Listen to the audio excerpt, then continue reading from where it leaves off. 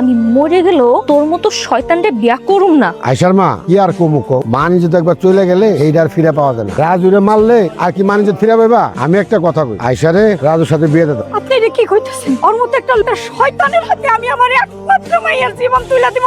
কোনোদিন না। এছাড়া তো আর কোনো উপায় নাই। যে ঘটনা ঘটছে, এই ঘটনা জানার পর কি তোমার মেয়ের এই গ্রামের কেউ বিয়ে করবো? আমার তো মনে হয় কেউ বিয়ে করবো না। তোমার মেয়ের যদি বিয়ে না দাও, আমার গ্রামে থাকতে পারবো না। আমার গ্রামের তো একটা মানুষ আছে নাকি? আমি আপনার কাছে হাত জোর করতেছি, আপনার এই অন্যায়টা আমার সাথে করেন না। চাচা বিশ্বাস করেন, আমার শুধু কিচ্ছু করে নাই, কোনো কিচ্ছু করে নাই। আপনাদের আয়সা যেমন ছিল তেমনই আছে। আপনারা সবাই বিশ্বাস করেন আমার সাথে কিচ্ছু হয় নাই। মারে এইটা কোনো অন্যায় না। আমি যেটা করতেছি তোমার ভালোর জন্য করতেছি। আর এত কিছু জানার পর কেউ কি তোমার বিয়ে করবো কও? আচ্ছা, আপনারা কেউ আছে এই ঘটনা জানার পর আয়সারে বিয়ে করবে? কেউ কি নাই? আপনারা সবাই দাঁড়াই দাঁড়াই তামাশা দেখতেছেন। ওরা আমারে মিথ্যা অপবাদ দিতেছে।